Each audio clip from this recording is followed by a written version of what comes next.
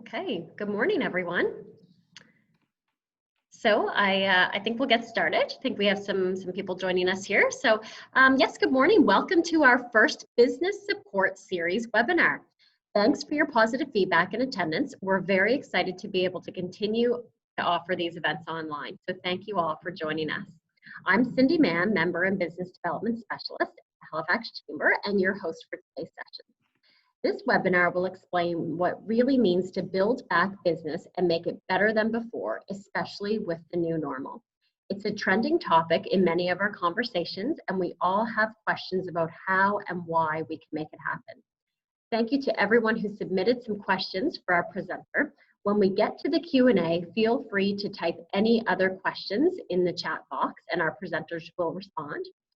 Our guest speakers today are experts in strategic leadership towards sustainability and in making social and environmental change with purpose. With us today is Allison Murray, founder of Upswing Solutions. Allison helped companies for over 20 years build purpose into their business. Welcome, Allison. Thank you. We also have Kevin West from Lean Six Sigma Master Black Belt, whose work helps clients create commercial strategies to promote sustainability. Welcome, Kevin. Thank you very much. So thank you both for joining us today and sharing your knowledge. Let's get right to it. Great, thank you. We'll go on to the next slide. Great. So thanks so much for inviting us to present today and share some thoughts with you on building back better. So we're from Upswing Solutions, Kevin and I, and so we work with businesses to create commercial strategies that deliver environmental, social, and business impact. And so we've been around for about coming up to 4 years in Nova Scotia. And we work with clients here, and we've also worked internationally and across different sectors. And really, it's about taking the concept of sustainability and understanding how do you build that into your business in a way that goes across your operations and your products and your team and working with your suppliers. And that's going to be different for each business. And so when we think about the concept of building back better, it's a really broad topic and it means a lot of different things to different people. What we're going to be focusing on today is really about the aspects of building back better in a way that is clean, equitable, and inclusive for everyone. Great. So as we're all adapting to the new normal, many business leaders are really trying to understand some of those big economic, social, and environmental challenges that have been amplified by the pandemic. So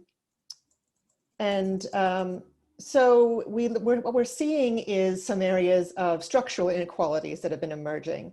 So looking at how the pandemic has affected people differently depending on class, ability, race, gender, that's all been really amplified by the pandemic. We're also seeing many companies looking at how they've been supporting their employees through these major shocks. The pandemic has also really shone a spotlight on the link between climate change, biodiversity, and human health. And that's one that I think we're going to be hearing more and more about as we think about the origins of COVID-19, where it came from, and how it started to spread. And so thinking of things like deforestation and the interaction between humans and animals and how that can help lead to pandemics that have really upended the whole world. Looking at issues like future-proofing business from climate change effects. We know that obviously we are in the middle of a global pandemic right now, but this unfortunately is not going to be the only major shock that we're facing. We've got wildfires spreading rapidly in the States right now, an incredibly active hurricane season. We're seeing increasing extreme weather events. And that's going to continue to be the reality that we're going to be living with, unfortunately, and how that's going to be impacting businesses over the long term. Of course, we've been hearing a lot about supply chain vulnerability and the issues that have come up within the pandemic, really putting supply chains at risk and slowing down the availability of critical goods. And we really need to think about shifting business strategy from the short term to thinking long term. And that can be a challenging shift in thinking when we're trying to deal with realities of just keeping our businesses afloat today. So the pandemic has really brought many of these issues that once felt quite distant and in the future to be the realities that we're facing every day. And they'll only get stronger in the future. And we're hearing business leaders ask, what do these changes really mean for my business? How can I start to do business differently to be ready for the economy of the future as I'm thinking about our business needs and how to evolve them today?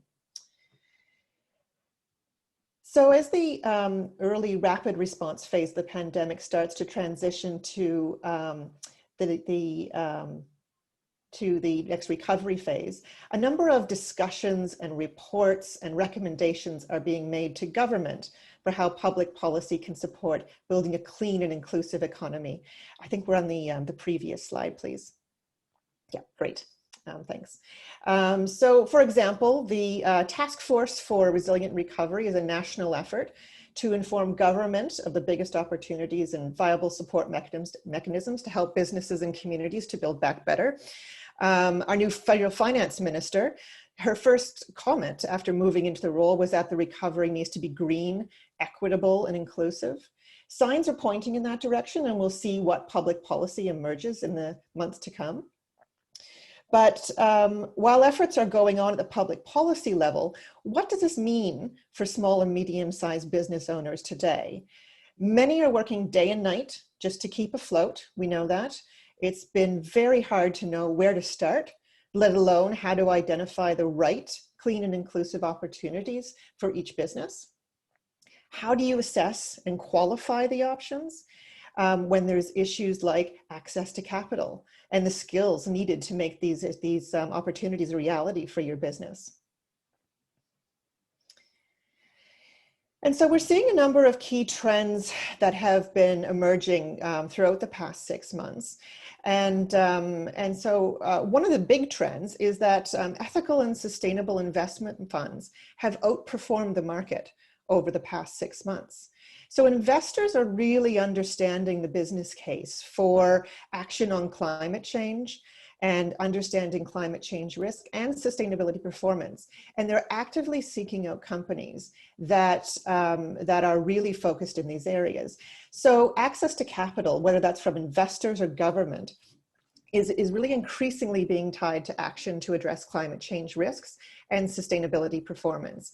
Now, while this has really been amplified over the past 6 months, this has been a trend that has been growing for the past 10 years. And I think we're really going to see investors, they have been making some big moves on sustainability and climate change risk, and that's a trend I definitely think is going to be continuing. There's plenty of evidence now that low carbon operations help to reduce costs. They can open up new product and market opportunities, and they can help to meet the demand for low carbon products that really improve people's lives. And we're going to be touching on a few of those areas later on in the presentation. And of course, we know that a strong and inclusive and sustainable workplace really helps to attract the best talent. People want to be working for companies that are really understanding their impact on people and the environment and are really actively taking action. And particularly with generations coming up, they're really voting with where they want to work and voting with their wallet.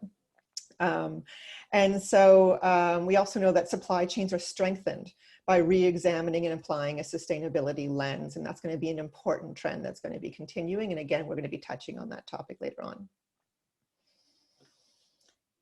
Okay, great. And so on the next slide, So for today's webinar, our goal is really to explain how business can adopt low carbon and sustainable commercial strategies to build back better and achieve inclusive and clean and more resilient operations. So how we'll get there. So we already touched on some of the key trends and learnings from the pandemic. We're going to be exploring examples of the clean inclusive economy and opportunities for businesses in Atlantic Canada with some local examples. And we're going to be signposting you to some resources and funding opportunities to help you get started. Okay, but before we continue, we'd like to hear from you. So we'd like to hear what really brought you here today and what's motivating you to build back better for your business. And if you would like to open up the Q&A box, which is just at the bottom of your screen, and add your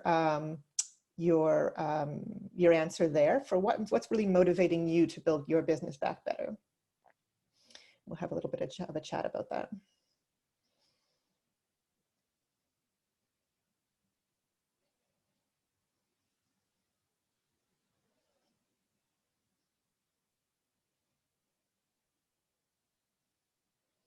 Just take a couple minutes.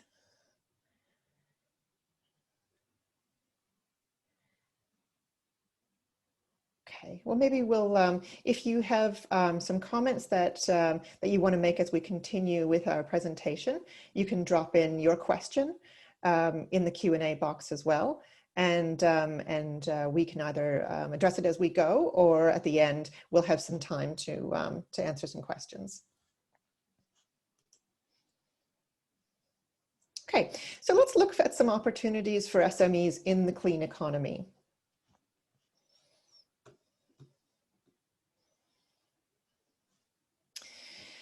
So as businesses are facing capital constraints and limited resources, combined with a changing workforce and workplace requirements, it can be really challenging to qualify and quantifying the changes needed to set up your business for success in the future.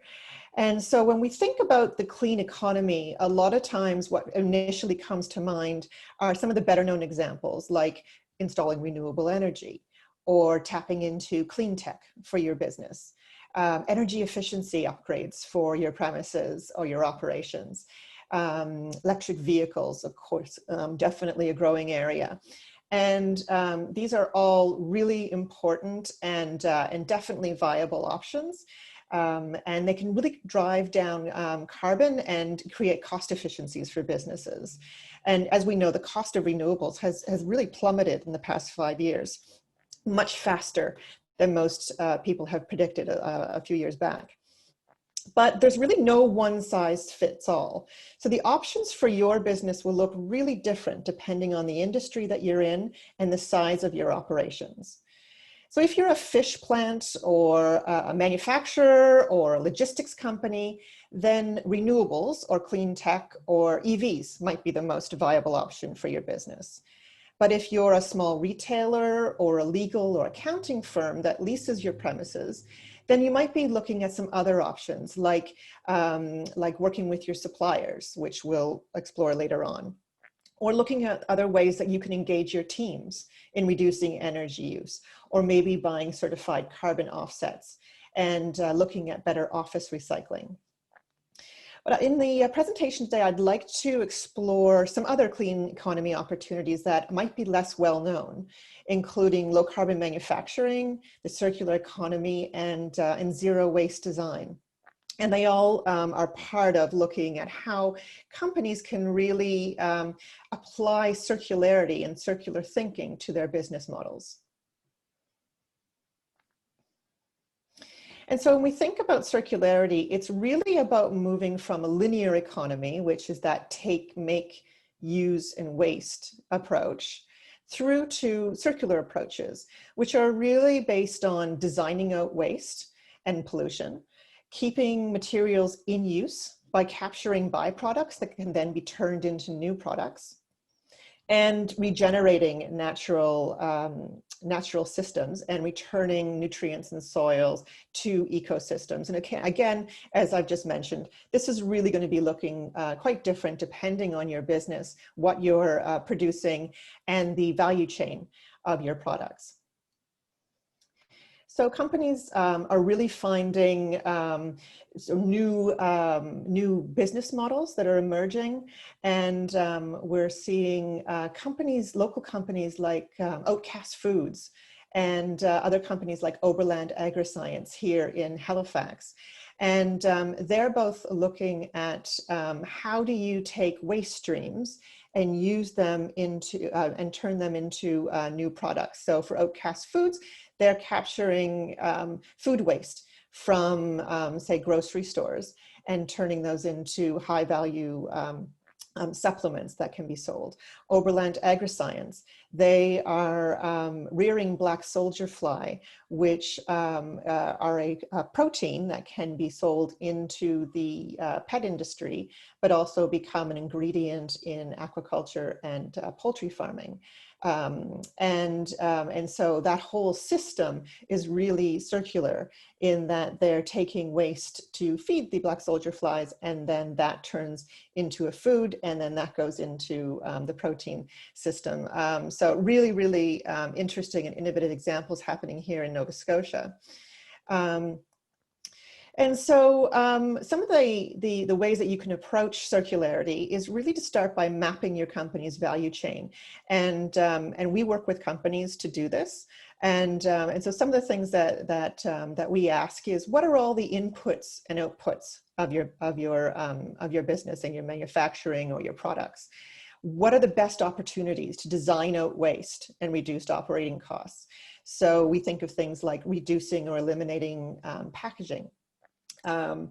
Also looking at how you can reduce energy use in that value chain.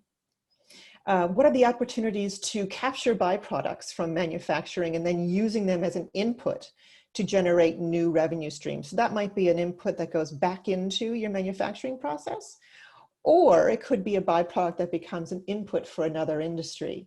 And so what new markets exist for byproducts?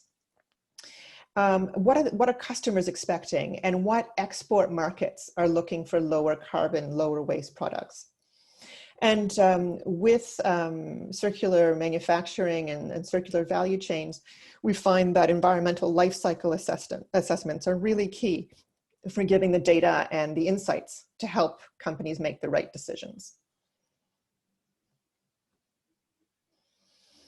So one of the case study that I wanted to share with you is from COPOL International, and they are a company in North Sydney, and they are a plastics manufacturer. So they produce cast polypropylene film, and that's the plastic film that's used to wrap goods and products that go into, say, food stores. And so they worked with Efficiency Nova Scotia on low carbon manufacturing options for their business. So they looked at energy efficiency and installed a new air compressor, and that helped to reduce their power usage substantially, 70%. They've also been tapping into zero waste design principles and other aspects of circular manufacturing. So they've received funding from the Canadian Plastics Innovation Challenge to look at biodegradable components, looking at how they can make their products, their plastic products, fully recyclable. And they've also received funding from Divert Nova Scotia and are working with CBU and ACOA to look at natural chitin. So that comes from things like crustacean shells, fish shells, and turning those into polymers and plastics that create antimicrobial packaging and extending food shelf life. But of course, it also helps to divert waste from landfill or compost. So that's, I believe, still in the R&D phase, but some really exciting examples here in Nova Scotia about how you can start applying circularity to manufacturing and product design And I hope that we're going to see a lot more of that coming up in the future.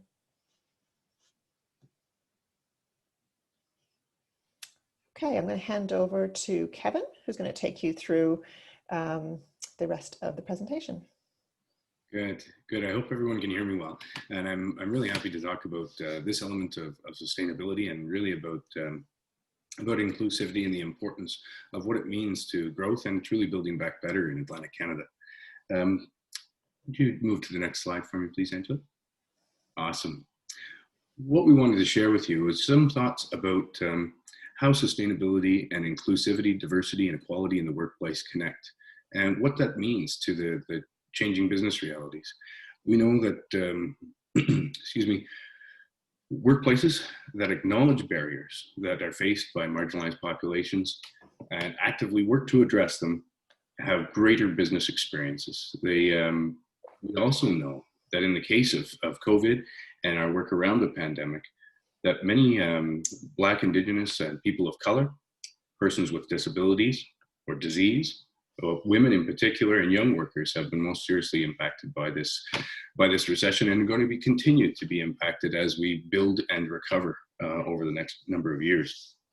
But really, what I wanted to share is some thoughts about the sustainability of your business and your business operations, and how that depends upon the strength of your work culture, the talent essential to bringing your business purpose and value proposition to life.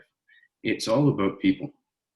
Sustainability and community stakeholder inclusion are inextricably linked concepts. So without one, you do not have the other. It really depends upon taking intentional action to engage communities of interest. In Atlantic Canada, we've all heard the phrase, oftentimes politicians use it, business leaders use this a lot, the tide that raises all boats. It's an interesting catch-all phrase. It's a nice way to describe trying to make generalized improvements.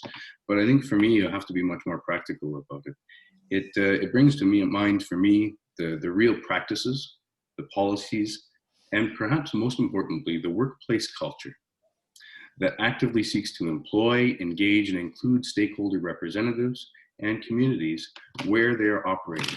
It means taking a look at the discrete strategies that you need to engage with particular communities of interest, and not working on blanket approaches or a generalized strategy. It means recognizing the diversity across the Canadian diaspora and within our communities. Would you bump into the next slide, please, Angela? Thank you. So there is certainly some talk about the business case, or the impact possible through diversity, inclusion, and equality efforts within your organization. And it's important to look at these both, not just within the organization, but without. And some of those advantages are right here for us. We know that diverse companies perform better. It's that clear and that simple. The academic literature, case studies, and countless examples that are growing are bringing that to light. It brings together greater decision-making, interdisciplinary and cultural experience, and that is bringing innovation and attracting customers.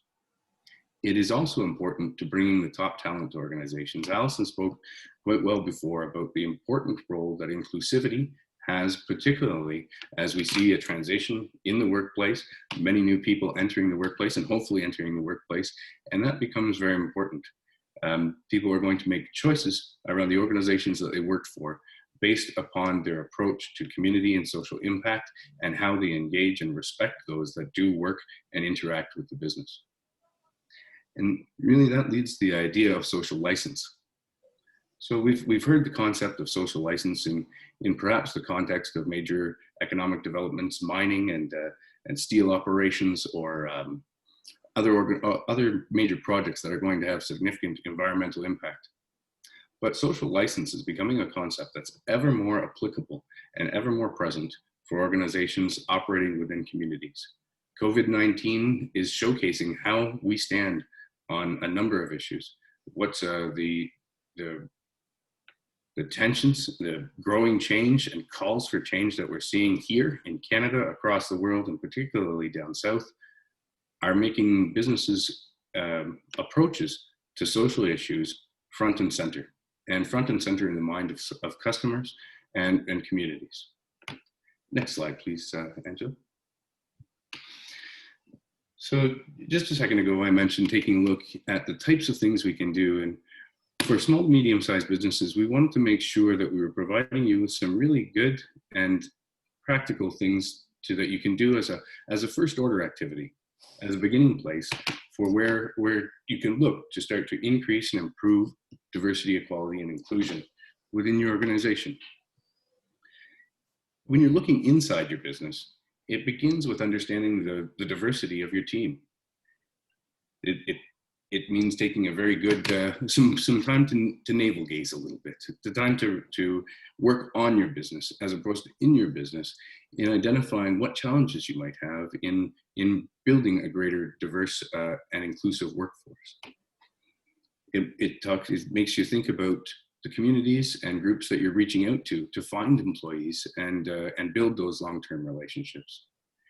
And it also causes you to think about the very individual needs. I think the pandemic has exposed the real requirement for businesses now to take to heart distinct consideration of individual circumstances. This is moving away from a broad stroke or a blanket approach of uniform policies applicable to everyone in the workplace. And sure, we're still going to have many of those types of things.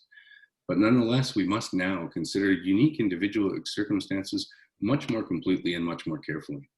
And the duty for an employer, the obligation for an employer to accommodate those types of changes is increasing both in the legislative environment as well as the cultural workplace environment, just the norms governing how we work and do business together.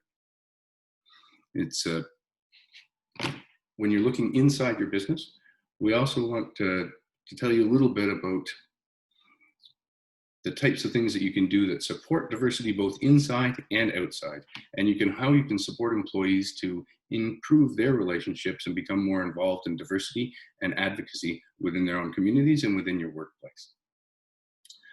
When we look outside your business, when we look at what your business can do in the community, we're really talking then a little bit more about supply relationships, business-to-business arrangements. And it means understanding who is available to you in various different communities of interest, what opportunities exist to buy from and support different businesses, offer different products, or include them in your supply chain and operations matrix. At times, it means building those partnerships and taking the time and energy necessary, which I know is expensive particularly for small businesses, as we are all very resource constrained these days.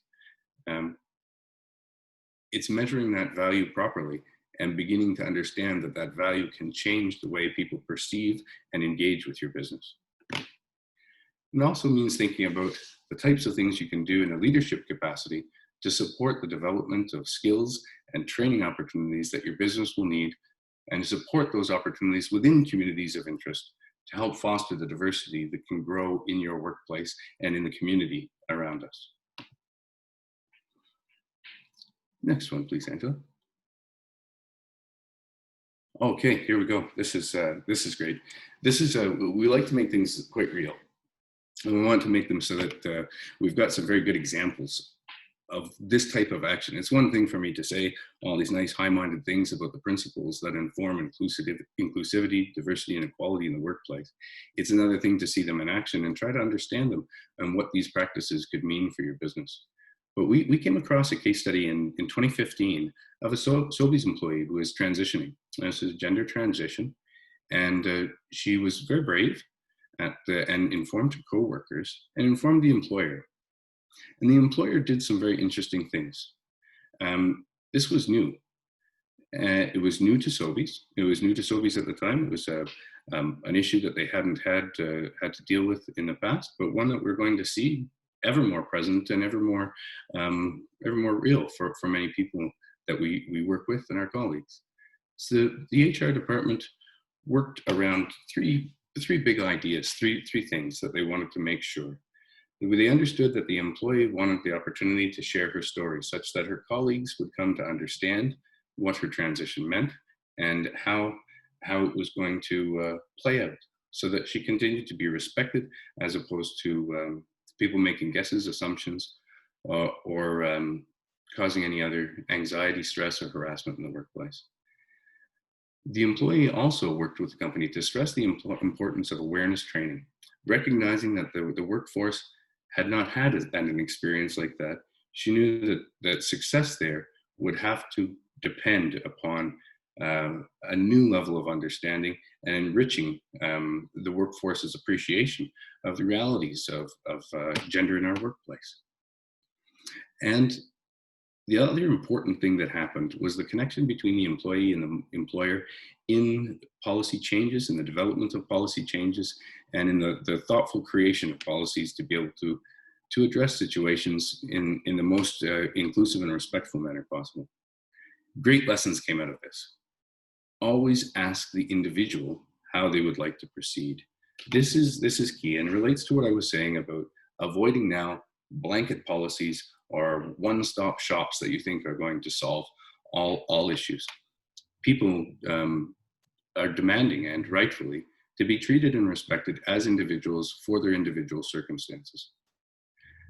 One of the other lessons that happened here was that because I think Sobeys took a brave step and recognized that they did not have the expertise that they needed to understand, properly build policy and support mechanisms for the employee. So they brought in the expertise they required.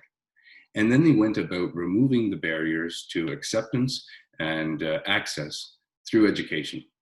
These are great things. This is very important. And that little quote at the end really captures, I think, the sentiment well.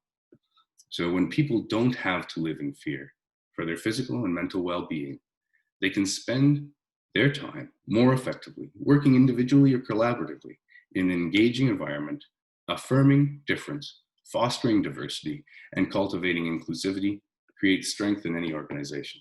It's Jack Hickson Volpe, and it's certainly something that we're seeing not on the radar here and now, here for some time, and that COVID is really causing us to take another look at how we're managing these types of things and forcing us to address new things with creativity and openness. And I think those are two hallmarks of what we see in this case study here.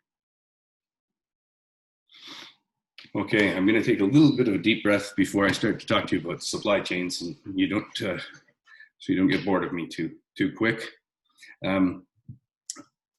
Building supply chain resilience is a topic near and dear to some of the work that I've done, particularly at Environment Canada, working on procurement and the sustainability of government operations there.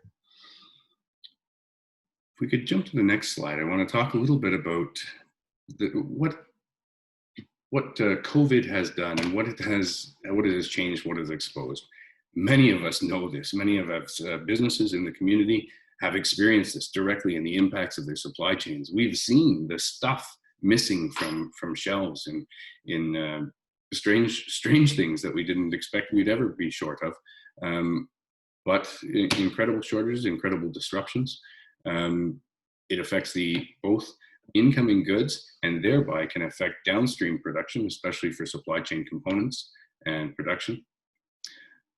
Supply chain vulnerabilities are also what we're seeing as a result of COVID, are driving shifts in business strategy, where I've seen an increase particularly in retail local sourcing.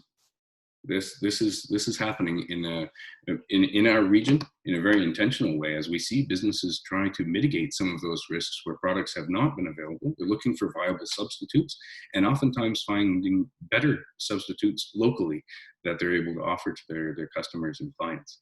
That is a real challenge as well.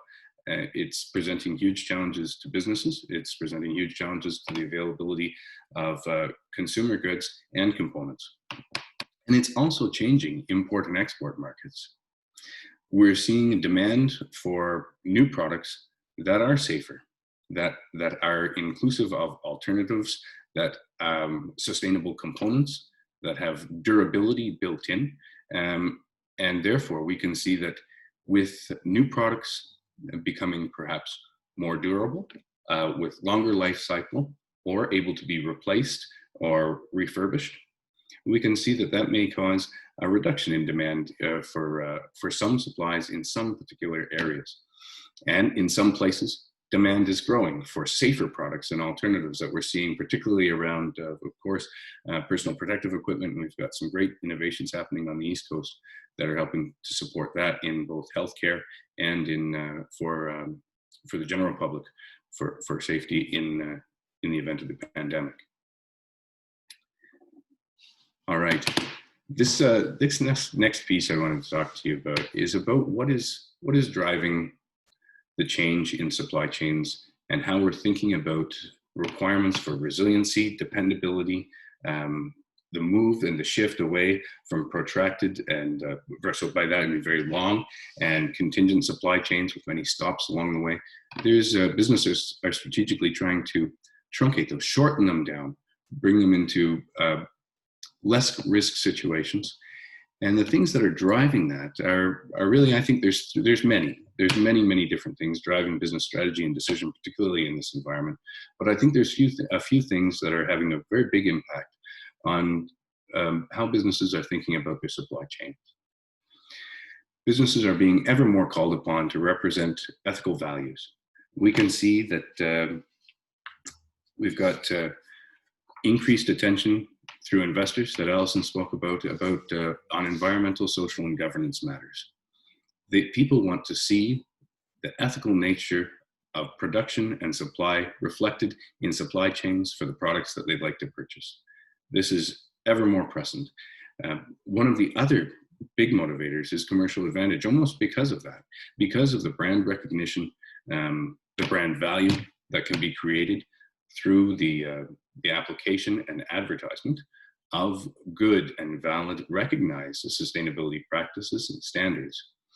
That work is drawing customers to the door.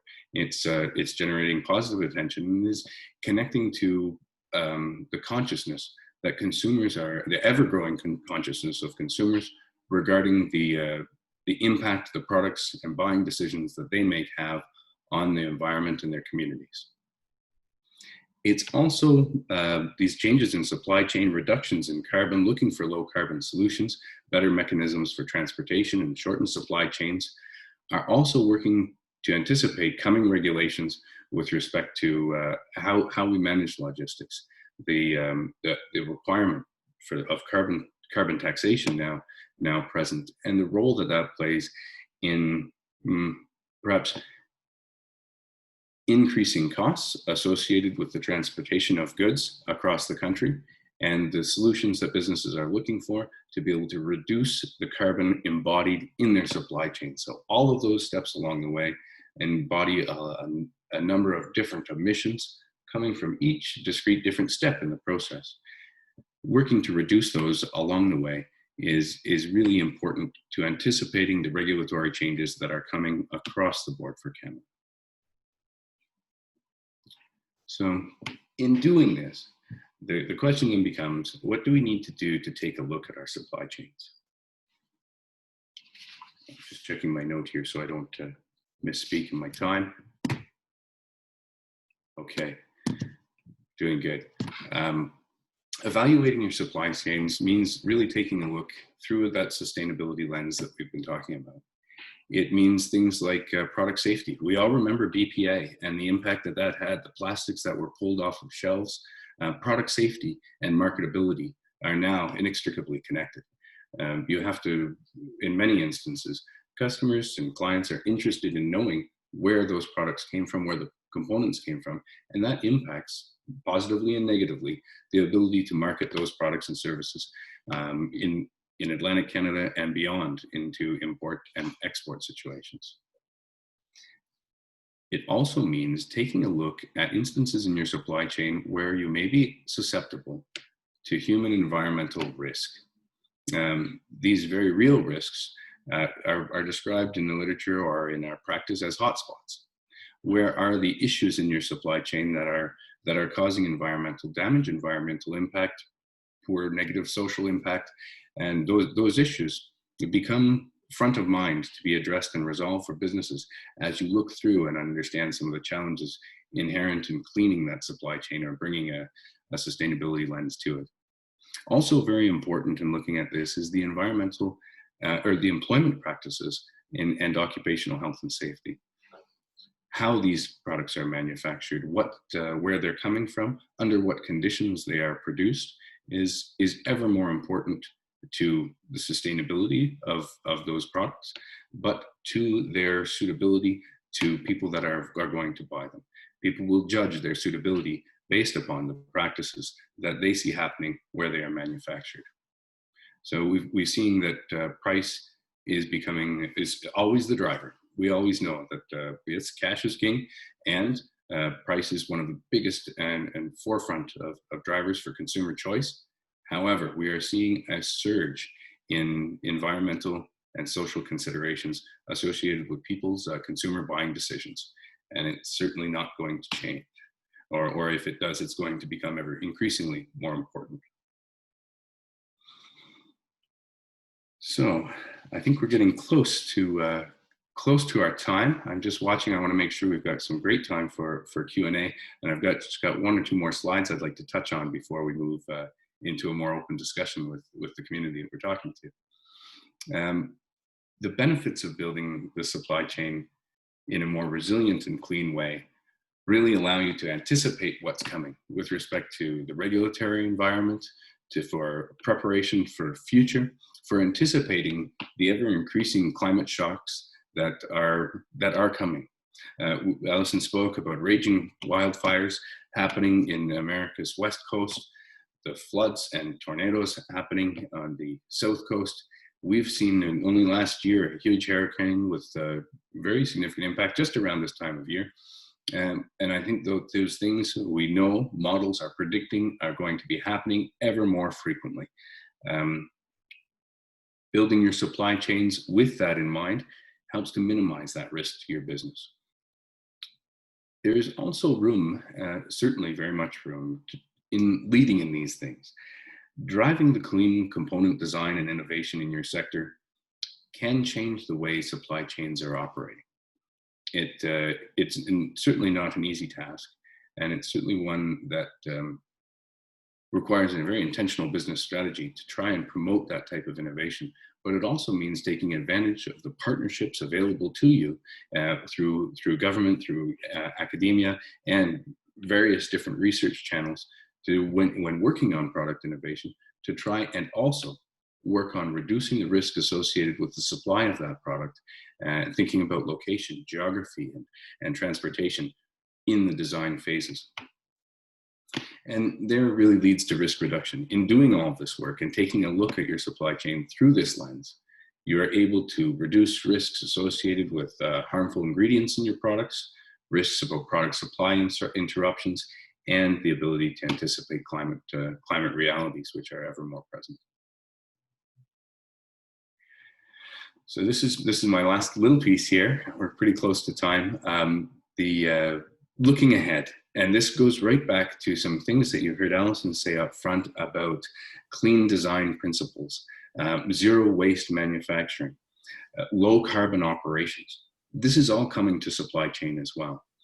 There's one of the most advanced things that we're seeing definitely very much taking hold in a European context, and they certainly lead North America with respect to adoption and integration of some of these practices, is the idea of reverse logistics and closed loop supply chains, where you're looking at the entirety of a system and trying to build clean elements into each step at the end, and are able to capture value when the product reaches its end of life, recapture the value of that product in either refurbishment, reuse, or recycling, as opposed to allowing it to move directly to a waste stream.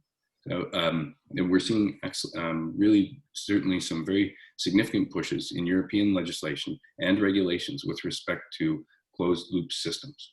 So those systems are, I would expect, there is ever more attention to circularity, low carbon manufacturing, and closed loop systems. And I can foresee that coming to be very much a reality for businesses in Atlantic in the near term. Great. Thanks, Kevin. That was fantastic. Covered a lot of ground there. And so just before we hand over to the group for a question and answer session, just touching on a couple of resource and funding opportunities on the next slide that are available to companies. And so I'm not going to be able to go through all of these, but it's something that we can make available afterwards. So thinking about how some of the existing funding streams that are available within Nova Scotia, Atlantic Canada, and federally can be used to help your business either develop clean and inclusive strategies for your business or approaches, or adopting low carbon manufacturing or circular manufacturing models. Maybe it's about tapping into skills development and looking at the capacity of your team and how can you apply funding for skills development to build the capacities of your team to understand circularity and how that can be applied to your business.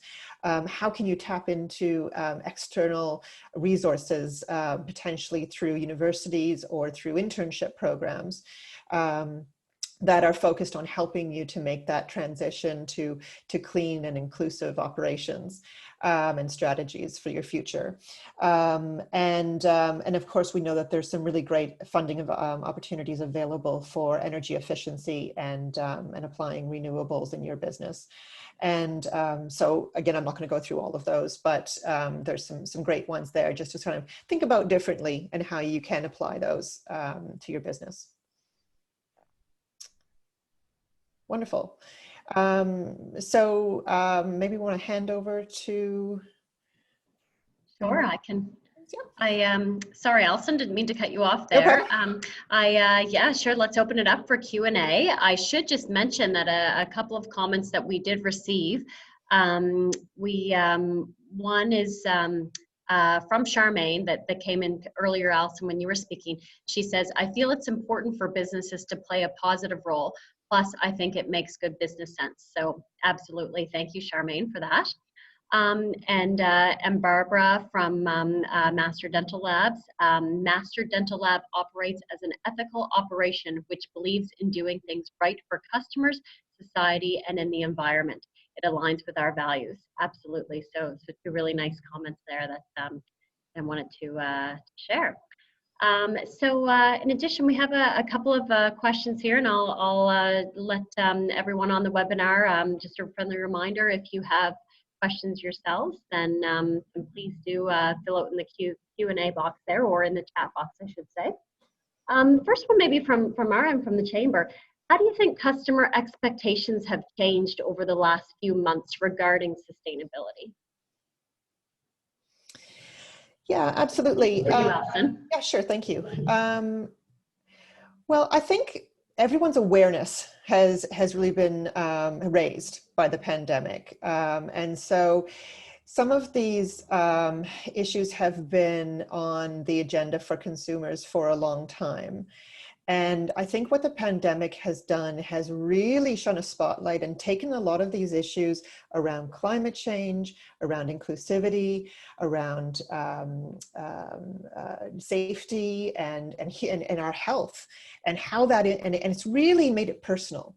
So it's really shown us how this can affect in a massive way our work life, our family life, and has really upended our economies and our way of living and doing business.